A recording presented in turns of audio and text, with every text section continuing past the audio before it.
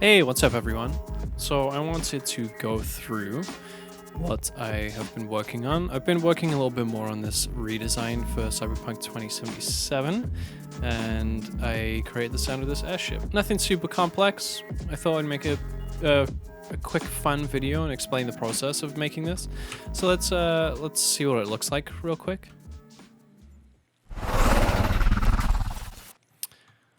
You get the idea. I'm gonna have a bit more of an idling engine sound to continue this on as it kind of sweeps on, and then I can trim. So what I've done in Reaper is I have my main page here with all of my breakdowns of where everything is, all of my markers, and then I create sub projects for the different scenes. So let's just quickly have a look at this.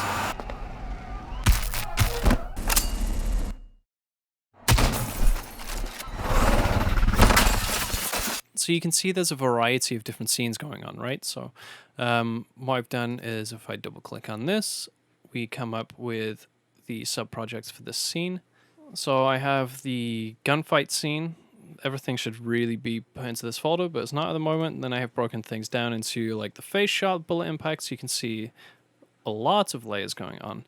So what I've done for this airship, which if I bring up here, I actually have another sub project so that I could go crazy, render it out, and then top and tail as I wanted.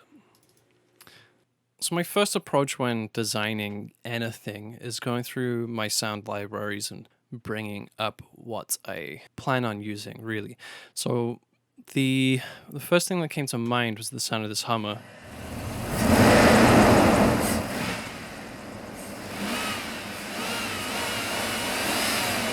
And I really love the sound of the Hummer because it doesn't sound like a regular vehicle at all. It has like a almost otherworldly sound to it. And I have the sound of the idle as well.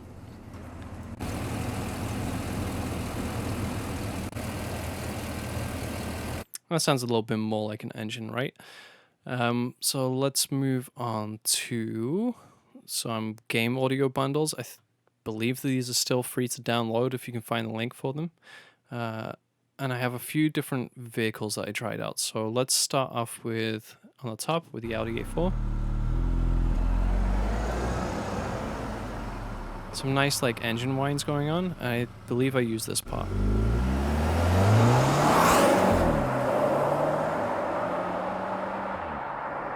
And you hear it disappear off into the distance, but the part that I really like is this almost like I like to think of it as like an eagle roaring, right? That nice like upper mid whine to it is really cool. And then we have another of the same car. Again, that whining adds a nice tone.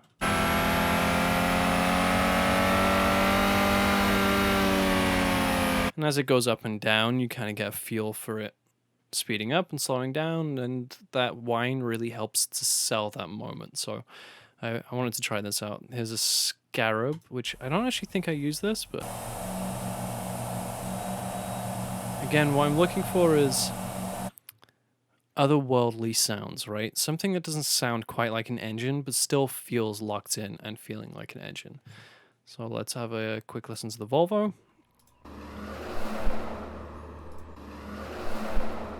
It's just a pass-by, but useful. And then I grabbed a couple of whooshes. Very generic sounding, like white noise whoosh. And then a kind of slowing down mechanic sound, which is on the Soundly Pro. If anyone is kind of new to this, Soundly Pro is fantastic, and they have a huge library that's just always growing.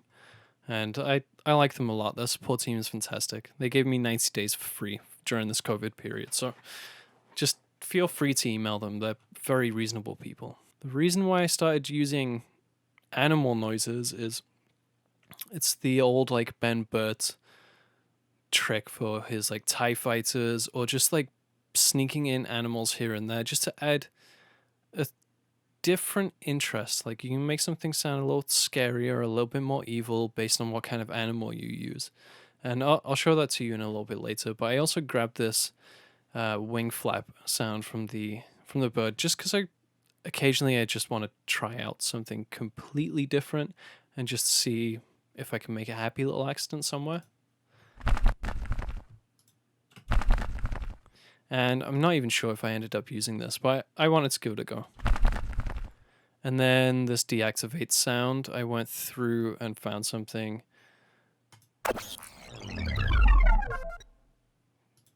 Again, just to try something a little bit different. I'm not even sure if this made it in. And let's have a look. Boom library free sound effects. Oh, here's the two creatures that I used.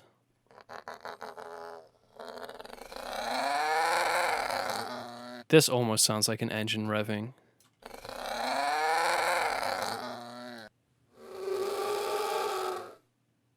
And it's kind of creepy. You know, the feeling that I get from this scene. So let's make this small. Hey?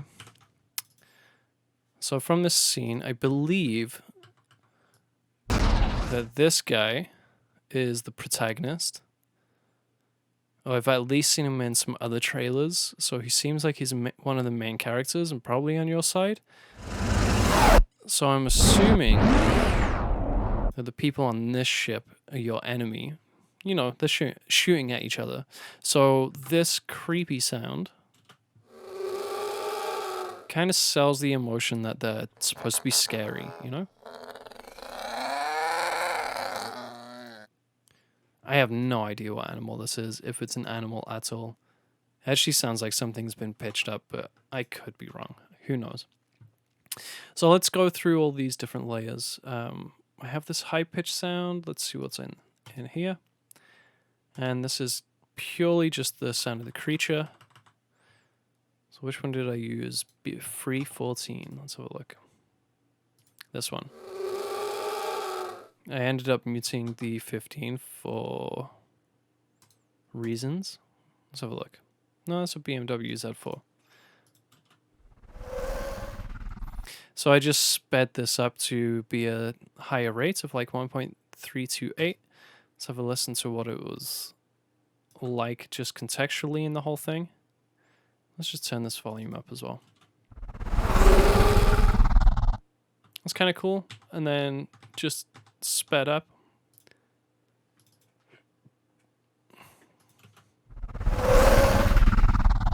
Let's have a listen to this BMW. Why didn't I use this?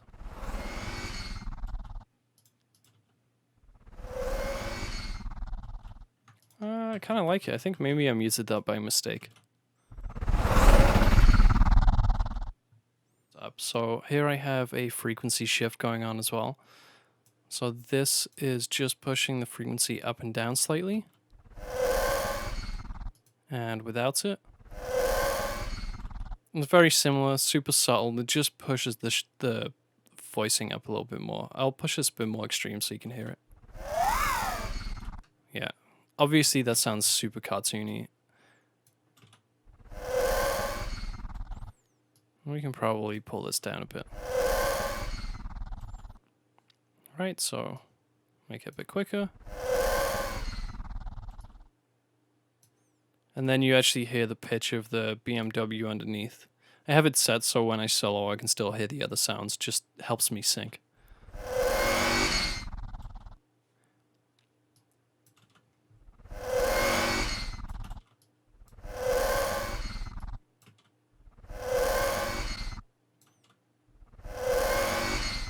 That's cool. So then let's make sure this isn't soloed. Let's move over to the mids. I'm going to turn off this. Let's remove the sats. Yeah. So this is cool. So let's just kill the effects for right now and have a quick listen. We have this Audi sound going through, which is just one of the like longer pass-bys.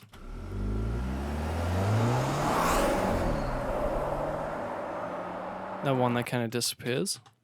And it's just a nice little rev sound that's going on.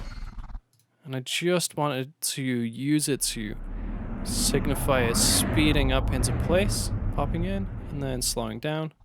And it allows the whine of that BMW to last a little bit longer, which I still feel is a little loud. And it feels like an engine. So just to add some grit to this, I did end up using my FabFilter Saturn. You have this as a like smooth amp sound, which is a super aggressive setting for the Saturn. And my Pro Q2 was filtering some stuff out because I wanted to get something that was a little bit more nasally, and I decided to leave it off because in the full mix, it added a nice aggression to it. It sounds super broken up.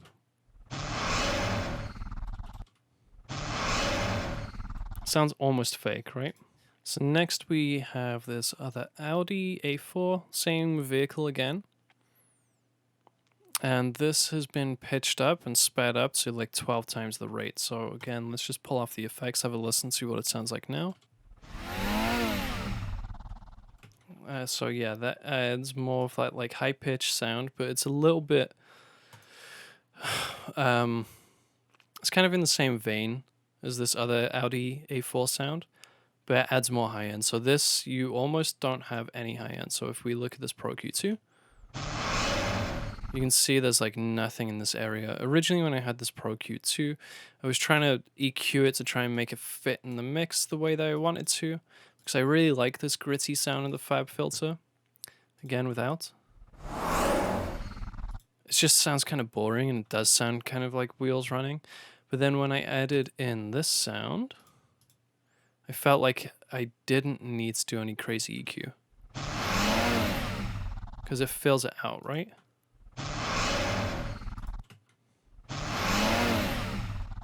And it fills out that air. Let's have a listen to what it was like before it was sped up.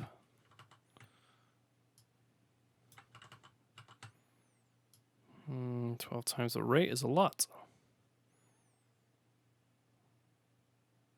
Okay.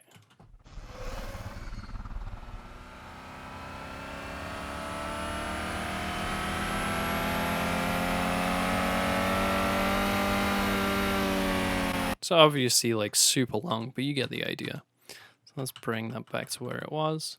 Let's go through the effects I used. So this is just, you know, basic tremolo. I love everything that Melted does. I haven't paid for this, but at some point I will. I believe I use their stuff enough. So they have a tremolo that's like starting off really high and kind of ramps down with this envelope here. So let's bring this in quickly. So you get the idea. So it sounds like something slowing down.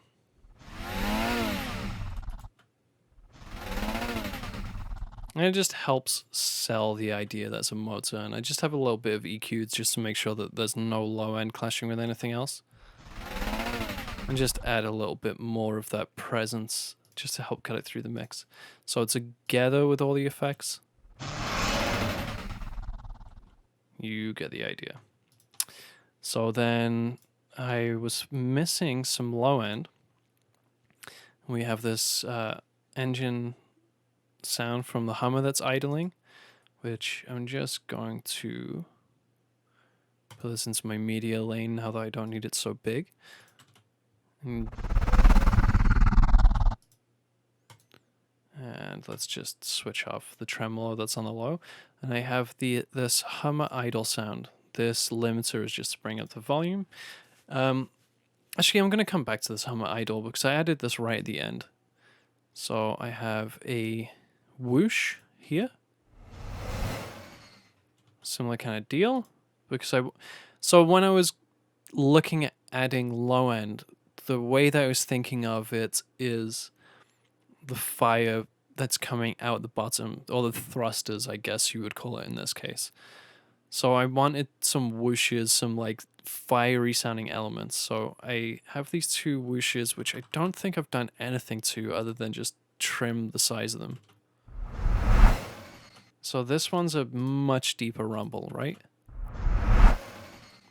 And comes in and out nice and quickly. And I have them come in early because I want you to hear the vehicle before it appears. Vehicle, hovercraft, I don't know what's called this. I called it an airship for the project. And it gets out of the way nice and quickly and makes room for that more middle-centric tone once it appears from behind the balcony. Because if it's behind the balcony, if it's below the balcony, you hear more of the low end from it. And then when it's in sight, you would hear all of that detail from it, right? So you have some detail layers in there too. So let's leave this Hummer idle sound off.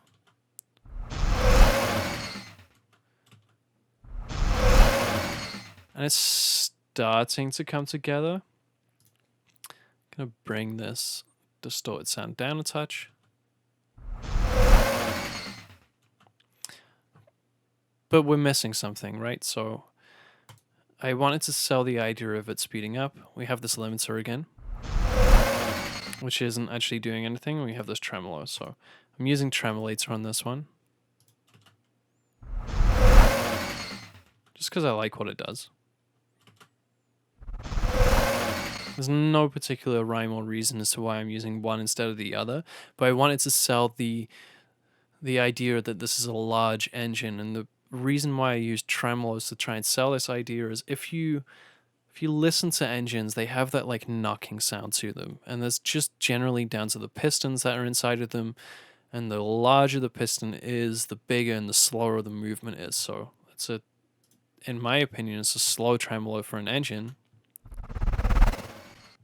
but it sells that idea of something big and moving. And the tremolo that is on this mid one is faster and much more high pitched, right? So the different mechanics of the engine helps just to sell that idea a little bit more. So let's have a listen to these all together. Cool. And then finally, I have this hum idle sound, which I would use this as the generic quote-unquote ship sound, just while it's hovering and idling. I do actually, I'm going to do this now. I'm going to make this bigger.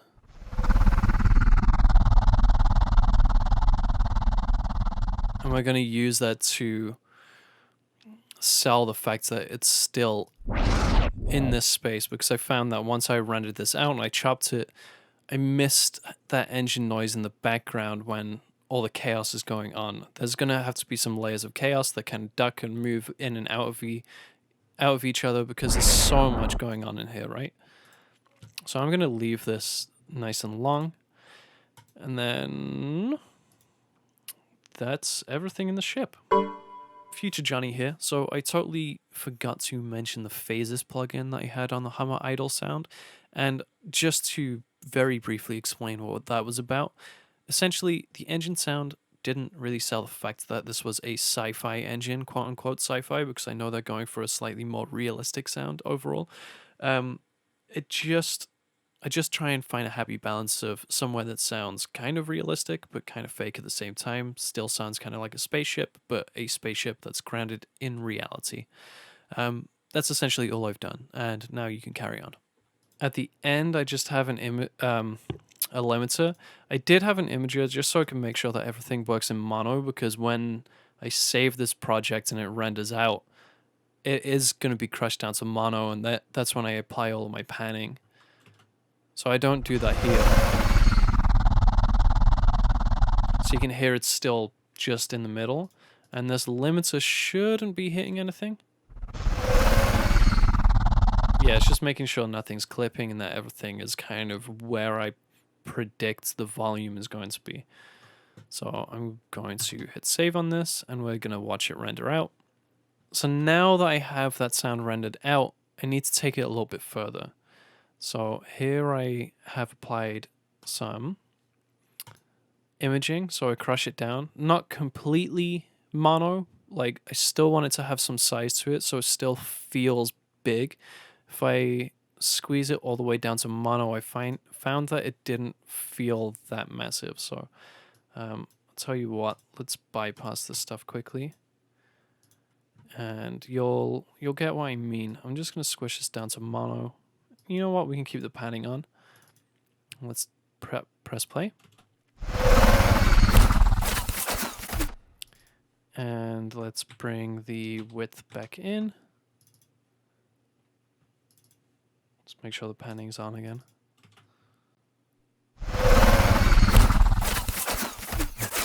So, I mean, honestly, it's such a small difference. Probably won't even notice it. I could maybe push this a little bit wider just so that I know that it's affecting the environment a little bit more. If my computer wants to catch up to me, let me hit play again.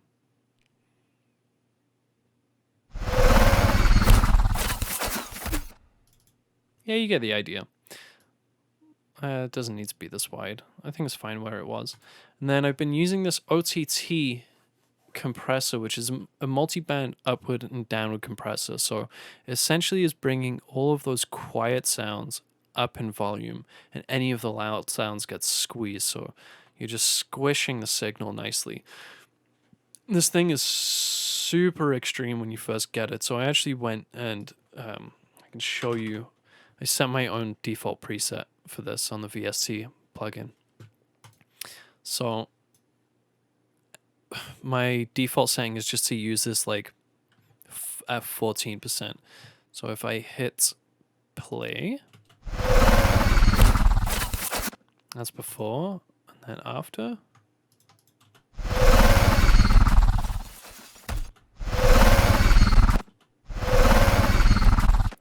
For me, all it does is it's not making anything sound grittier, but it's kind of cleaning up some of that mud in the low mids.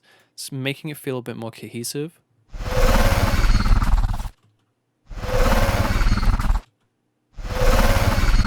And it brings out some more of that detail, which I like.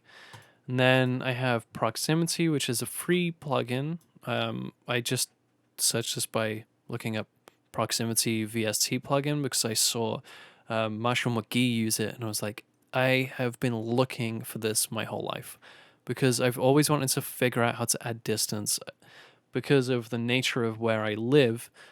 Even though I have a shotgun microphone, I still have to get pretty close to everything to record it, and that proximity effect makes everything sound way too close, especially with a shotgun mic. I would love to be able to record with something more natural, but I just don't have the space to pull it off. So I've started using this proximity plugin, and it's just honestly amazing. I can push things further away, which is fantastic. And in this case, it's just adding a little bit of distance. So that's it now. So you get the idea. It's just adding, air absorption in big quotes, just to try and pad it a little bit more. I can switch off this true gain as well, because it's actually turning it down in volume. Sounds a bit more aggressive and in your face. And you know what? Let's just set this far away. So it's doing a few things. It's trimming the low end to be a little bit smaller, because as you get closer to something, that low end is a lot more overwhelming. I don't like it in this case because I want there to still be a lot of low end from that scary engine, So let's play this again. And then back. So it is applying some nice EQ. It does do a thing with the stereo effect where it makes things narrower if it's further away, because again, as things come closer, they sound wider and more stereo, but if it's in the distance, it seems mono. It has an air absorption, which I don't exactly know what's happening there. And if you run this true gain, it'll turn it down as well. So you can hear it's really quiet now. Which, if you have something that's starting up close and then getting far away, is really cool. But for me, because I did some volume automation, I didn't want to lose any of that, so I can hit true gain off and it keeps the volume the same. You get the idea. So I just added some distance to it, just so that it doesn't feel too violent and in your face. Just to try and sell the space that it's in. And also because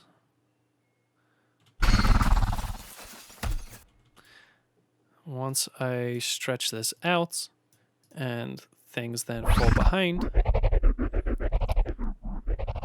I can make it seem like it's further away. So let's maybe trim around about here, and let's drop the volume slightly so I can do this.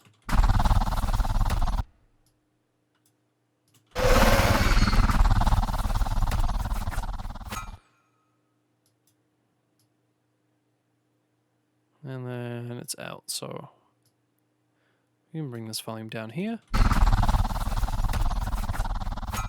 And let's find this. So distance gain here.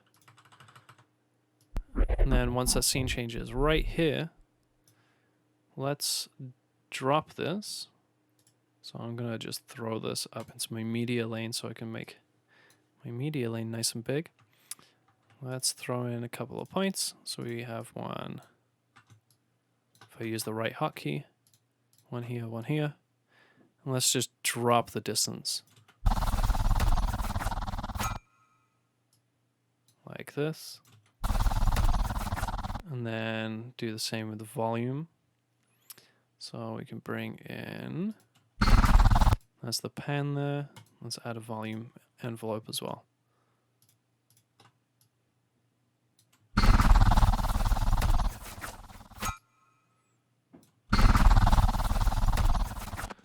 And throw the engine back into the center, because once it's behind you, it is in the center. You get the idea, right? And what I could do is add maybe trim this out, add a different kind of EQ to it again, just to help differentiate it. So, you know what? Let's do that right now. Let's grab re-EQ. Let's just drop some of the high end just on this clip. And let's have a listen. And it just changes the tonality. Helps sell the fact that there's a different scene. Something else is happening, right?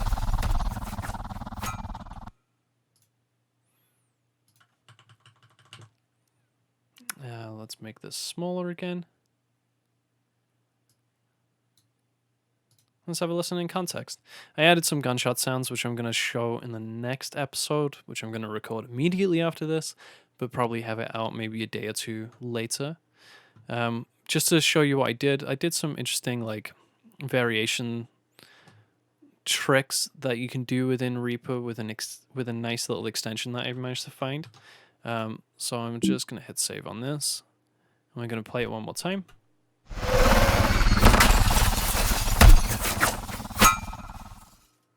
Cool. And this did not play. There it is. Okay.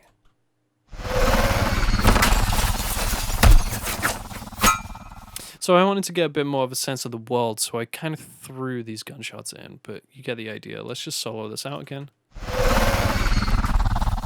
And the reason why I've done all of this automation in the parent project and not the sub project is because now that I'm happy with the movements that are happening, I've decided that I don't like that distorted sound. So I'm going to go into here again, and my project is a little bit cleaner. It's one less thing to worry about, right? So you can hit play.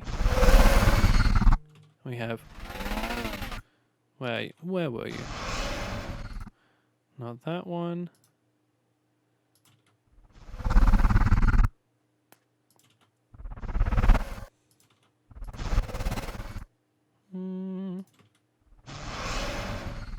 Oh, maybe it was this sound that I didn't like.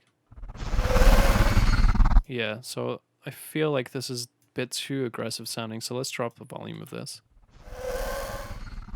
And I forgot to mention that I've thrown Soothe on this. I use Soothe a lot if there's something that feels a bit too aggressive sounding. That's without, and then with. Just helps iron things out. So maybe what I'm hearing, I can just push this a little bit harder.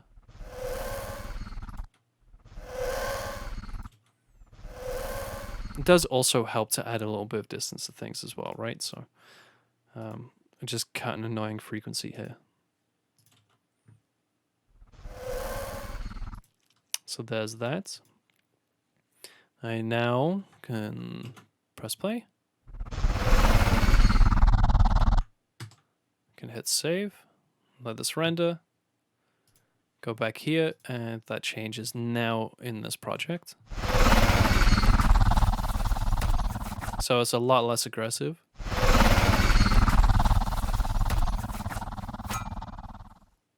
Cool. Hit save on this guy. If it's unsoloed, hit save. And now it's in my parent. So now I can just kind of get a nice, I guess you could call this a cadence from front to back for all of the different scenes, and things are nice and organized, and if there's something that I don't like, I can just double click and it just helps me find things a lot quicker.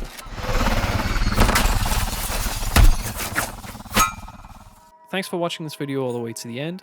If you liked it, hit like and subscribe for more stuff like this, and I'll see you next time.